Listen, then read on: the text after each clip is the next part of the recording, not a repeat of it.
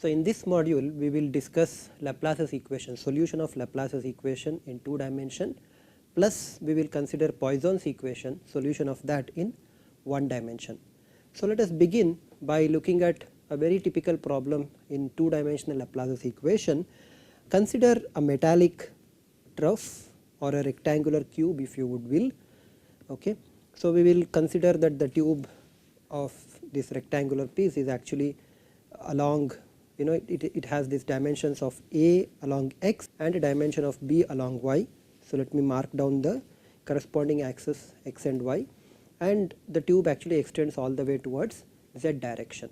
Okay. We are not concerned with what happens along the z direction, we are only concerned with what happens with x and y directions. Therefore, for us we could have a simpler equation which would be valid in 2 dimensions x and y, and the functions that we are going to calculate will be independent of z. We will assume that in z nothing is really happening. So, we have this metal here, right. So, this all 4 sides are actually metal, but between this the top surface and the other surfaces there is some amount of insulating gap. Okay. So, we fill this one with an insulating gap, so that when we hold one of the surfaces at a particular potential, then the potential will be different from the other surfaces. So, you have an insulating gap here. The rectangular trough itself has a dimensions of A cross B. So, it has dimension of A along x, that is length along x, and B along y. Okay. So, this is my y axis and this is the x axis. So, we have 4 surfaces of the metal to consider, and the top surface of the metal, which is actually I am showing it with a exaggerated gap here, but you can imagine that the gap to be very small, that we can consider this distance, the top surface to be from the bottom surface to be at B itself. Okay.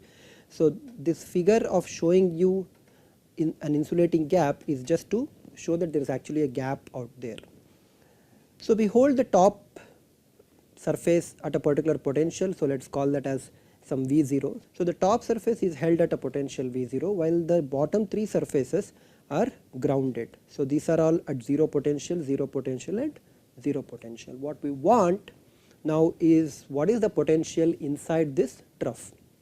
So, clearly the potential, to calculate the potential inside this trough, we need to solve Laplace's equation, and we need to solve Laplace's equation in 2 dimensions. This particular problem that we are going to discuss is kind of important because it illustrates a very important technique of solving 2 dimensional equations and 3 dimensional equations later, which we will be using them when we solve for waveguide modes. Okay. Moreover, this is sort of a canonical problem that will be considered when we want to discuss the numerical solutions of Laplace's equation. So, for these 2 reasons, this problem that we are going to discuss in this module is actually very important. Okay. Now, this is our problem. To reiterate what the problem is, we have a metallic trough. Okay. So, you could identify the metallic trough over here. It has 4 surfaces. 3 of those surfaces are held at a particular potential of 0 volts. The top surface is held at a potential of V0. It is a constant potential. This is the potential that is held, and what we want is potential inside, which will be a function of both x as well as y coordinates. Okay. So, to solve that, we need to recall what is Laplace's equation. Laplace's equation for the potential V is del square V equals 0 as long as you are within the interior of this trough, right. And del square V, the Laplacian in Cartesian coordinate systems, can be expressed as del square V by del x square plus del square V by del y square is equal to 0. There is another term del square V by del z square, but that is not really important for us because our potentials are independent of that z coordinate. So, we have this 2 dimensional Laplace's equation that we need to solve, subject to certain boundary conditions, right. So, what are the boundary conditions we have here? We have 4 boundaries, and we can write down 4 conditions, boundary conditions over here. So, the first boundary condition is what happens at x equal to 0 and at x equal to a walls. So, you can think of these 4 surfaces as sort of 4 walls, and what happens to the left wall and the right wall is that the potential there at x equal to 0 and for all values of y the potential is equal to 0, right. This is the left wall. So, this is the left wall here. Okay. Of course, y needs to be between 0 to b, right. So, it is in this region that we are applying Laplace's equation. Therefore, there is a limit for y, but at x equal to 0 the left wall, no matter what point you pick on the wall, the potential is going to be 0. Okay. Similarly, what would happen to the right wall? On the right wall you have the same boundary condition that at x equal to a for all values of y this will be equal to 0 as long as y is between 0 to b. Okay. So, consider now what are the boundary conditions for the bottom and the top walls. For the bottom wall the potential is still equal to 0. You can see that the bottom wall is grounded. The potential there is described by whatever value of x between 0 to a, but y is equal to 0 on the bottom surface. So, this potential is also equal to 0 as long as x is between 0 to a. The limit for x is between 0 to a. So, there remains only one additional boundary condition that we can apply, and that is the potential of the upper surface, right, or the upper wall. And the boundary condition there is for all values of x, but at y is equal to b. Remember, we said that the insulating gap is going to be very small. So, at y equal to b the upper surface is located, but the potential at all the points along x is equal to V0, right. So, this is again the same condition that x has to be between 0 to a. Clearly, if V0 is equal to 0, then the potential everywhere will be equal to 0 and there is nothing that you would want to solve the problem there. Okay. So, our problem, which is the physical problem that of having a metallic tube, okay, or in the 2 dimensions a metallic trough having dimensions of a cross b, right, with the appropriate boundary conditions of 3 walls being grounded and 1 wall being held at V0 potential, reduces to solving a mathematical equation known as the second order partial differential equation subject to 4 boundary conditions that we have here. The left and the right as well as the bottom walls have the potential 0, while the top wall has the potential V0 or V0.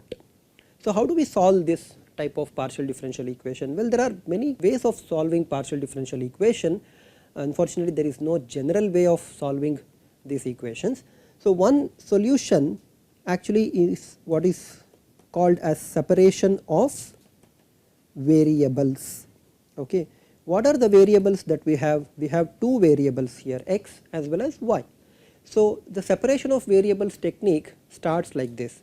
It assumes that the potential V of xy, which is what we want to solve for, is given by a function of x, which is traditionally represented as x of x, and a function of y multiplied together.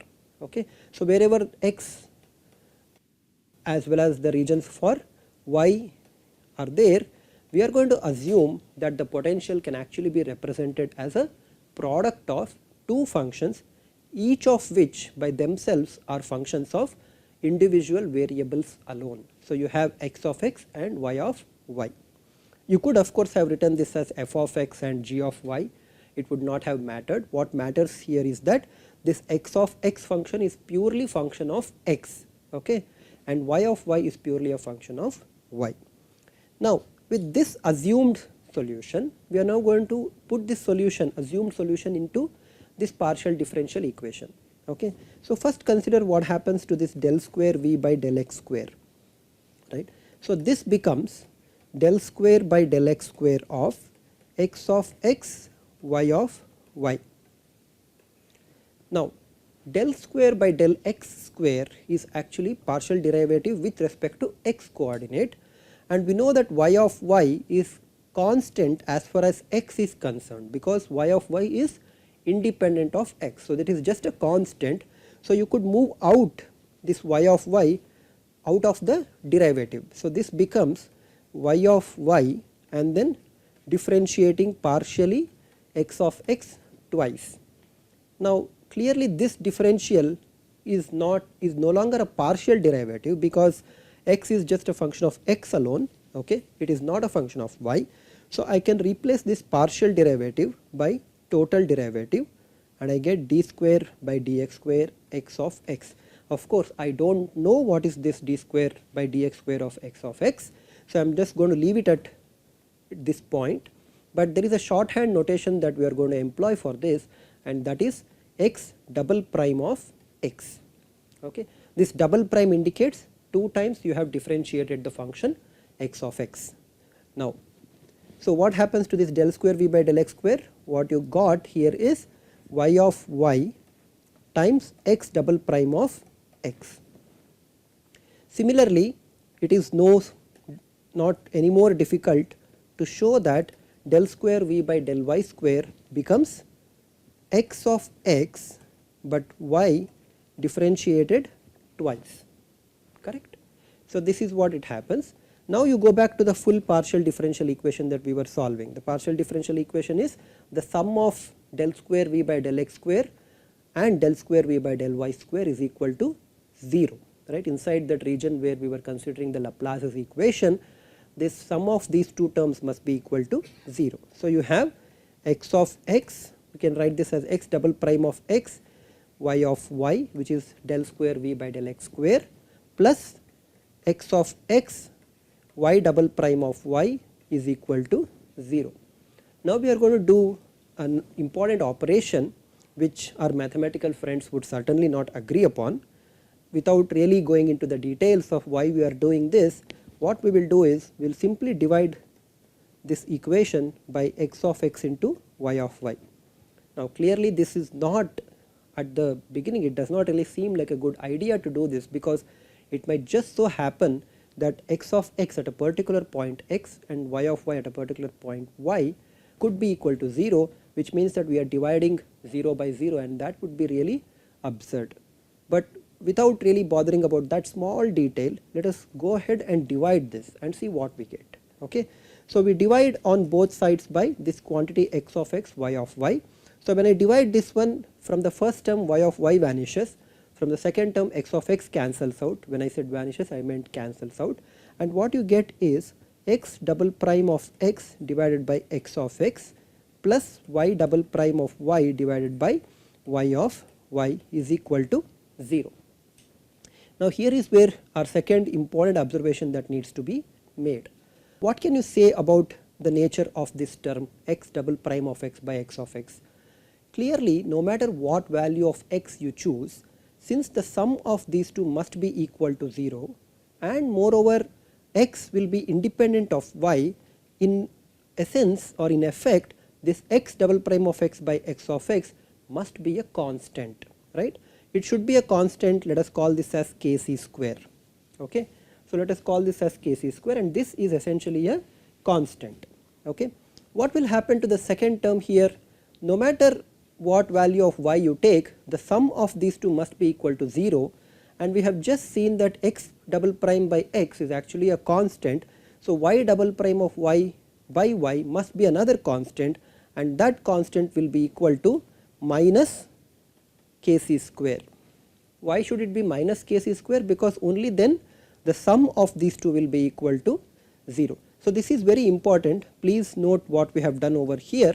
The first instant we reduce the partial differential equation by the separable variable method, and then divided that by the assumed solution x of x, y of y, to eventually arrive at an equation in which both the terms that form the sum are actually constants. Okay. So since these are constants and these are second order ordinary differential equations, there are solutions for this. The equation that you want to first consider is this x double prime of x divided by x of x is equal to kc square, which simply implies that d square x by dx square is equal to kc square x, and we know how to solve this equation. Now it actually of course depends on whether kc square is positive or kc square is negative. If kc square is positive, the solutions for this would be in the form of hyperbolic cos x, okay, plus hyperbolic sin x, or equivalently it would be in the form of e to the power or exponential plus or minus x with some constant kc of course in between. Okay. So, the solutions will be in the form of either hyperbolic cosine and sine functions, or it would be in the form of increasing and decreasing exponentials, the superpositions of these with appropriate constants that are multiplied. So, let me just write down the constants also here. So, you have hyperbolic cos of kc x, hyperbolic sine of kc x, and or the solution here could be exponential of kc x plus exponential of minus kc x with certain constants a, b. Similarly, you have a and b over here. So, this would be the condition when kc square is a positive number. So, if you assume kc square to be a positive number, these are the solutions for x of x. Now, if kc square is positive, the second equation becomes y double prime by y, right. This was equal to minus kc square, and therefore, this term on the right hand side will be negative because kc square is positive, minus kc square is negative. This implies that the solution of this equation, which can be written as second order ordinary differential equation in y equals minus kc square y, has a solution of some cos kc y plus sin kc y, right. Or you could also have the solutions in the form of say some c exponential minus j kc y, and okay, let us put the plus over here, and then d exponential of minus j kc y, right. So, you could have these two solutions in the form of exponential functions, or you can have them in the form of hyperbolic cosine and sine and cosine functions. Okay. If kc square is negative to begin with, well, then you just interchange the hyperbolic cosine with cos and hyperbolic sine with sine, and then you will be good to go. Okay. So, to just briefly remind you what we were doing, we had this metallic tube. Okay. The top surface of the metallic tube was held at a potential V0. The other three surfaces were held at ground potential. The Laplacian equation in 2 dimensions is this: del square V by del x square plus del square V by del y square equals 0, subject to boundary conditions, and we applied the method of separation of variables. We assumed a solution in the form of x of x, y of y, and then we substituted that, divided the resulting expression by x of x into y of y. Okay. And then we found that each of those terms, which are functions of x alone, functions of y alone, if they have to be equal to 0, the sum of them have to be equal to 0, then better both the terms be equal to constants, and if one of them is a constant kc square, then the other term must be equal to minus kc square, so that the sum is actually equal to 0. This reduces the second order partial differential equation into two second order ordinary differential equations in x and y, and the corresponding solutions depend whether you have assumed a constant kc square as positive or negative. Okay. So, these are our solutions. We will assume the same thing. So, if you now want to reconstruct what the original function v of x y was, we know that this must be equal to x of x and y of y. Okay. So, that would mean multiplying each of these assumed solutions. Okay. So, let me write down that, and you can actually have these solutions not just one solution, there could be multiple values for this argument. Okay. So, the most general way that I can write down the solution for this is to write this as summation over m hyperbolic sine, hyperbolic cos, and then kc m x, okay, with an appropriate constants, that would be am and bm, multiplied by cm and dm sine of kcm y cos. So, this is a shorthand way for me to represent the fact that the solutions are hyperbolic sine and hyperbolic cos. Sine and cos are functions of kcm x and kcm y. Okay. So, if, as I said, kc square is negative, you simply have to interchange the sine and cosine orders. Okay. So, this is the solution that we have. Of course, we have not really solved anything here, we have although obtained a closed form solution it seems, we still need to evaluate the constants a, b, c and d. To evaluate these constants we have to make use of boundary conditions. Okay. So, let us first consider the boundary conditions which we had at the constant walls, that the left wall as well as the right side wall. So, you have v of x equal to 0 or x equal to a at for all values of y the potential function was 0 as long as y was 0 to b, right. So, you could actually now substitute what happens to this. When you substitute x equal to 0 in this expression, you will immediately see that sine, well, this term does not really change anything because you are substituting x equal to 0. So, what you get here is hyperbolic sine of h of 0 and hyperbolic cos of h of 0 are actually 0. Okay. Let us just do one thing. So, we have assumed kc square is greater than 0, let us assume kc square is less than 0, that is negative. So, what will happen is these solutions will simply switch, right. Sorry about this small confusion, it does not really matter which one you assume, but for some reason I would like to take kc square as negative. So, I just have to switch sine and cos terms. So, let me switch here and become sine cos, hyperbolic sine and hyperbolic cos. Okay. So, these are the solutions that I have, because I really wanted to bring out this kcm kind of x solution. Okay. You will see why I had to switch this around very shortly. So, because the point is that at x equal to 0, the left wall at x equal to a, the right wall, the potential would have to be equal to 0, and if you assumed hyperbolic sine and hyperbolic cos for functions of x, it would have been little difficult to get that boundary condition.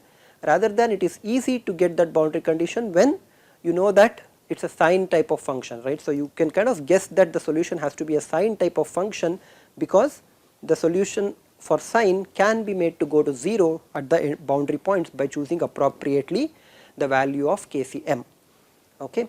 So, that is the reason why I switched between sine and hyperbolic sine for x and y functions. Okay.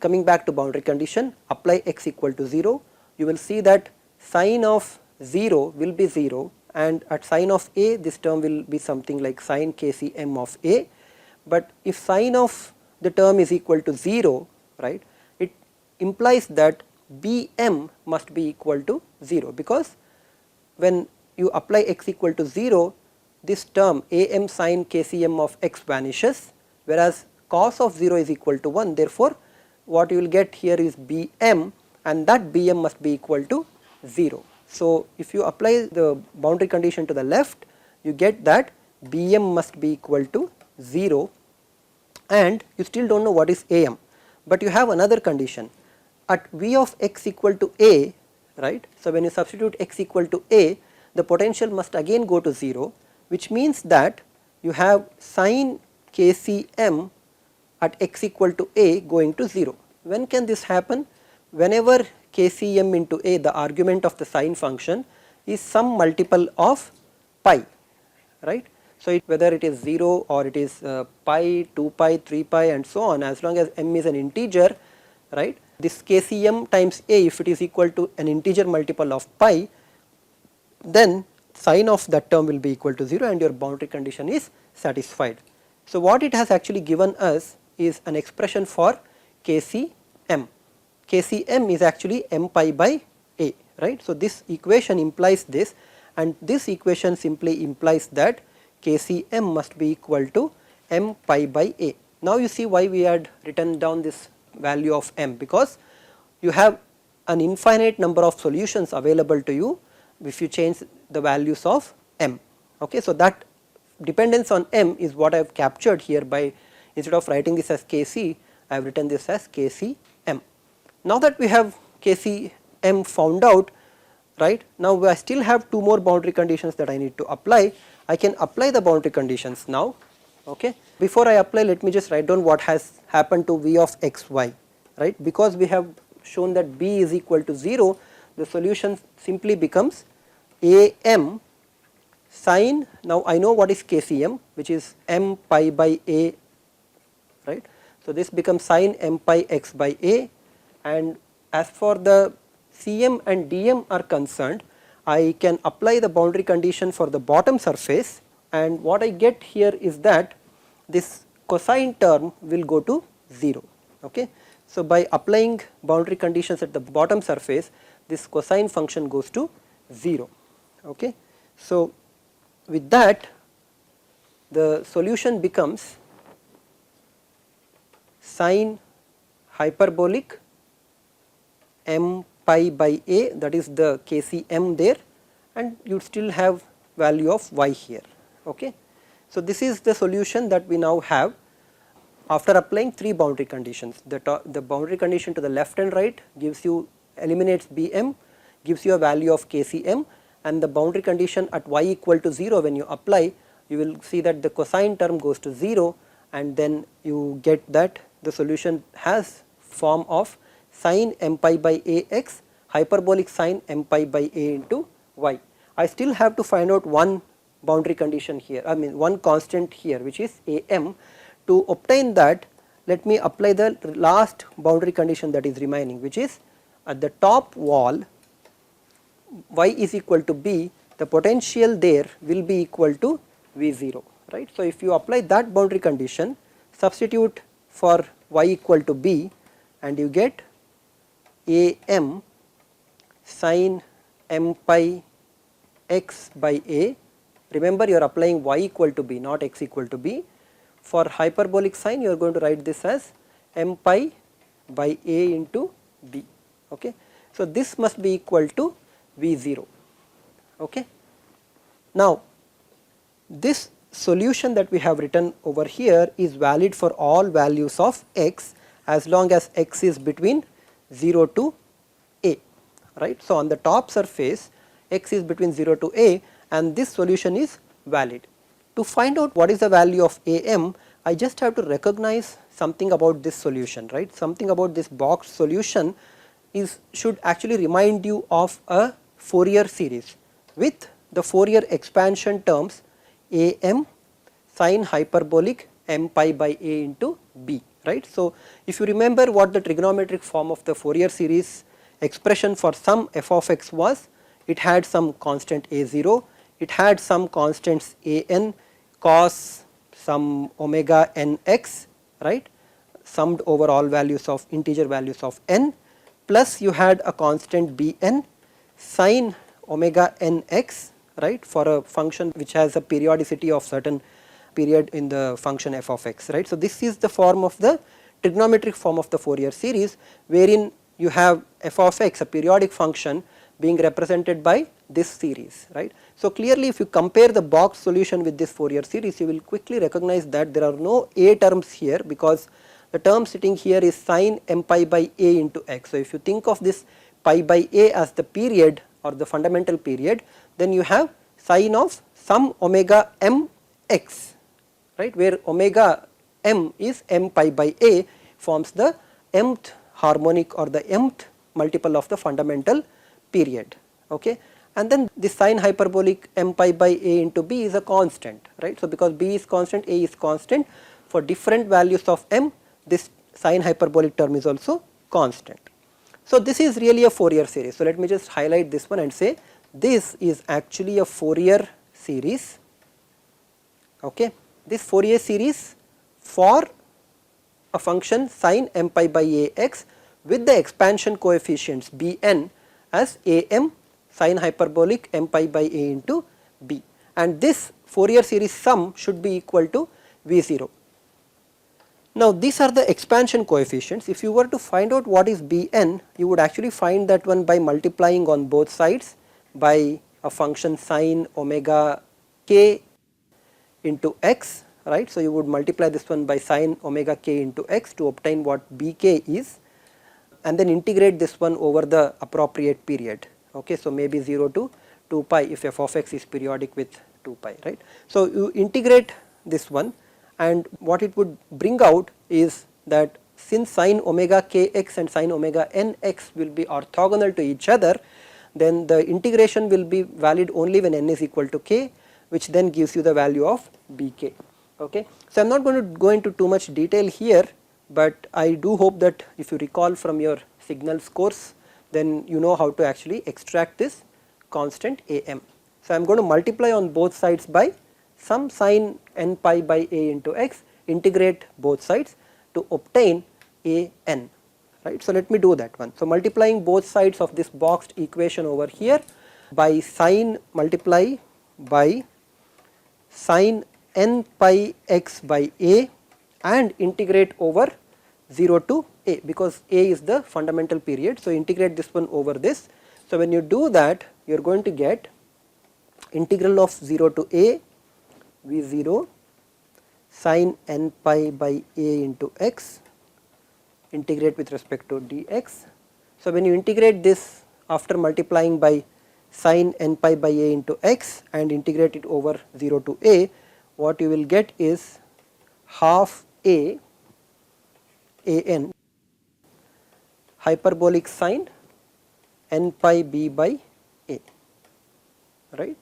So this allows me to write down an, the expansion coefficients for the solution of v of x, as 2 by a sin hyperbolic n pi b by a and integral from 0 to a v0 sin n pi by a x dx.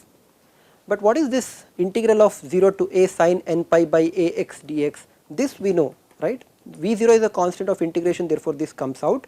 So this becomes 2 v0 a sin hyperbolic n pi b by a. Now integral of sin of x is, sin of constant x is cos, and then if you apply the appropriate limits over here 0 to a, what you get here is 1 minus cos n pi.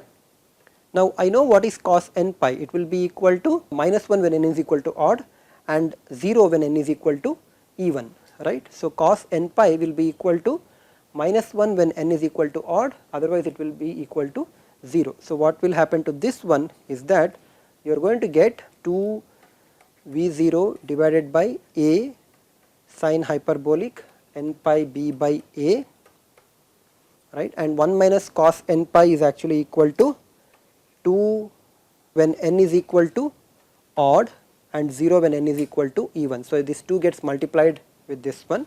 So I am going to get, and this will be equal to 0 when n is equal to even, okay. So what you have here is an is equal to 4 times v0 by a into sin hyperbolic n pi b by a when n is equal to odd and n is an integer, and it will be equal to 0 because cos of 2 pi is equal to 1 and 1 minus 1 is equal to 0, or cos of 4 pi is equal to 1 and therefore that would be equal to 0 when n is equal to even number. So this is the expression for an that you wanted. Now you can complete your solution by plugging in the value of an. Then you have to understand that n can only take on odd values. So you have 4 v0 divided by a, so you have summation over n or m, does not matter, but n must be odd, okay. So you have 1 by this 1 minus cos n pi. So somewhere I did not do the integration properly, I think. So when you do the integration here, oh, I had to bring out this n pi by a as a constant, so that would have made it a multiplied divided by n pi, right. So sorry about that. So this, when it comes out, it would be 1 by n pi of a, so it becomes a by n pi. A will cancel with each other and what you get here is a by n pi. So now I am done. So I have 1 by n pi if you would like. So I have 1 by n pi, and for sin n pi by a into x and hyperbolic sin n pi by a into y divided by hyperbolic sin n pi by a into b, okay. So this is my full solution. So a of course has already gone out because I did not really have a after I cancelled that out here, okay. So this is my solution. Everything about this solution is now known to me, right. So everything about the solution is known because I know what is V0, this is the potential that I have applied. I know what is this sin n pi by ax because I know a and I can pick the value of n that I am interested in. So if I start picking different values of n, I am going to get different solutions, and if you were to plot this function, potential function, you will see that if you plot V by V0, that is normalize the potential to V0, you will see that for different values of Y by B, right, if you plot it as a function of normalized values of X, you will see that the solution actually looks something like this. Okay. So, you have to imagine the solutions. So, this is for Y by B equals 0.9 and this is for the solution Y by B is equal to 0.1. Okay. So, this is how the potential would look for different values of Y by B. So, the potential is actually function of both X as well as Y, and this is only half part which we have written, right. So, if you could complete the solution in a 2-dimensional case, you will see that the potential goes to 0 at the 3 ends, whereas it will retain its value of V0, it approaches the value of V0 at the top surface. So, you can see here at Y is equal to B, the potential would actually be equal to 1. Okay. So, this is the boundary for 1. So, this completes our solution for Laplace's equation in 2 dimensions. Now, we will look at solution of Poisson's equation in 1 dimension. Okay. We will consider case known as space charge region of a diode. Okay. So, if you recall the first lecture, I showed you how to calculate the total charge given the charge density, and for a p-n junction that I am considering over here. Okay. So, I have a p junction, I have an n junction. You can see that after the equilibrium is attained, depending on how much we have doped, right, there will be a space charge region, because what happens is if you bring p type region and an n type region of a semiconductor together, the p type region has a lot of holes, n type region has a lot of electrons. These electrons will then diffuse towards the p side region, leaving behind positive ions which are immobile. Okay. And the holes which are in excess in the p region will diffuse towards the n region, leaving behind immobile electrons. Okay. So, if you look at the region in between this, the contact point being at x equal to 0, if we can take that at x equal to 0, then there exists a certain region, let us call this as xn0 and minus xp0. So, there is a certain region of width w over which you do not really have any free charge carriers, but there are immobile ions in this region. Okay. So, these immobile ions are positive in the n side region and negative in the p side region, and this region of width w is called space charge region. This is a terminology coming from vacuum tubes, okay, or sometimes called a space charge layer. Okay. Now, our question is, I know this physical situation, can I obtain the potential as well as the electric field, and in some way can I determine what is this xn0 and xp0 values are. In order to do that one, I need to apply Poisson's equation in the region that I have shown here as having width w, right. So, in the space charge region you apply Poisson's equation, and what is Poisson's equation? For the potential V, this would be equal to minus rho V divided by epsilon 0. So, if you assume that the junction on the bar actually is having a similar or a uniform ion density, right. So, one can actually forget the fact that this is actually a 2-dimensional layer and work with only 1 dimension, right, because no matter where I take a cut here in the 1-dimensional region, I am going to get the same charge density on the p side as the same charge density on the n side, right. And where will be an electric field between? Electric field will originate from the positive charges ions in the n side region and go to the negative ions in the p side region, right. Because of this uniformness assumption, I can consider Poisson's equation only as a function of x. Now, to apply Poisson's equation, I need to know what is the charge density, and the charge density here is positive. So, let me write down what is the charge density here, and if q represents my charge, then the charge density here is q times nd, okay, q times nd standing for doping donor concentration, which actually gives you an excess of electrons, and the charge here on the p side region is negative, right, and it has a value of minus q n a. Okay. So, these are the charge densities that I have, positive charge density here and a negative charge density over here. In case you do not want to use q, you can use the electron charge density E, and E will be equal to minus q. Now these are the charge densities in this region I know. Now I need to apply Poisson's equation. Thankfully this del square V becomes only d square V by dx square.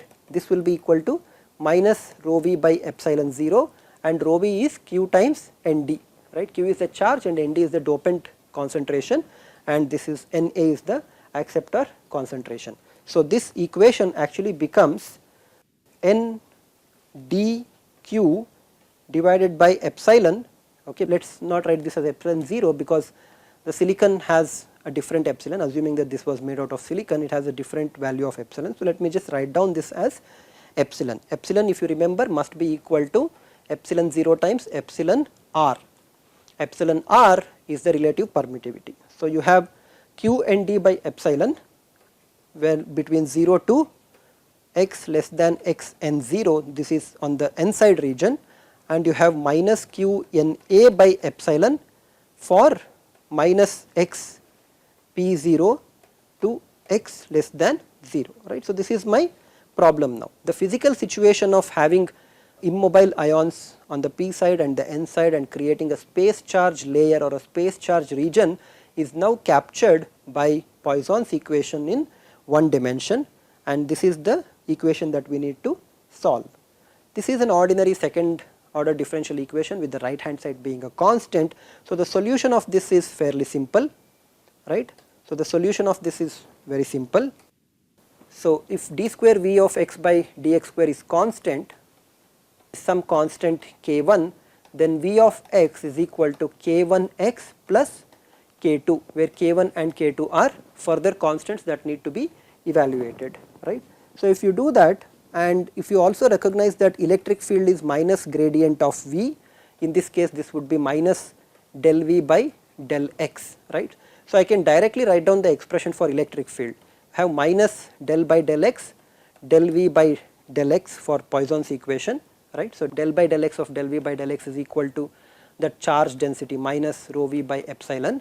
So if I put minus sign on both sides, right, and a minus sign, this becomes plus, and this is nothing but electric field. So if I write this as electric field del Ex by del x, this would be equal to plus rho V by epsilon, right. So and this equation can be integrated to obtain rho V by epsilon times x plus some constant, okay. Outside the space charge region there should only be a constant, right. Inside the constants could be different. So if you write down what is Ex, Ex will be equal to outside the region some constant, outside x less than x minus xp0 it would be a constant C1, inside it would be Qna x plus xp0, right, divided by epsilon. This is the charge density, and integrating this one over and applying the appropriate limits for the integration, right. So this integration limits must be minus xp0 to 0 for the n side region, sorry, p side region, and 0 to xn0 for the n side region. So if you apply that, you will get a constant. So here you have minus xp0 less than 0, this is the p side region, and you will have minus q n d by epsilon x minus xn0 plus the constant C1, okay, for 0 less than x less than xn0, and finally outside of this region you again have a constant x1. So for x greater than xn0. So you can evaluate all these constants, okay, because you know that the field outside must be equal to 0. So all these C1 constants will become equal to 0, and the field essentially becomes equal to 0 outside. So the field is actually equal to 0 outside, all these constants disappear, and this is the electric field that you have. You can also calculate the junction voltage by integrating the electric field from xp0 to xn0. So you can calculate the junction voltage V as minus xp0, which is from the p side region, to xn0, right, with a minus sign, and integrating this expression for electric field will become equal to 2 epsilon xp0 square minus qn for the xp0, and this is q nd by 2 epsilon x n 0 square. Okay, so this is the junction potential. If you sketch the potential as well as the electric field, you will see that the electric field must go to 0. It actually starts like this and it goes to 0 beyond this xn0 on the n side and minus xp0 on the p side. Okay, so this is your electric field Ex. Okay, you can see that this is the electric field Ex, and if you sketch the potential, which would be an integral of this fellow, the potential would actually be something like this. Okay, I hope that I have got the sign of this potential correct, otherwise you need to properly integrate and then check. Okay, so this completes our module for Laplace's equation and Poisson's equation. Okay, we covered Laplace's equation in 2 dimension with a canonical problem of this metallic tube, and we considered Poisson's equation for one equation which was for the equation for diode, where we evaluated the junction potential and the electric field that could exist between the junction.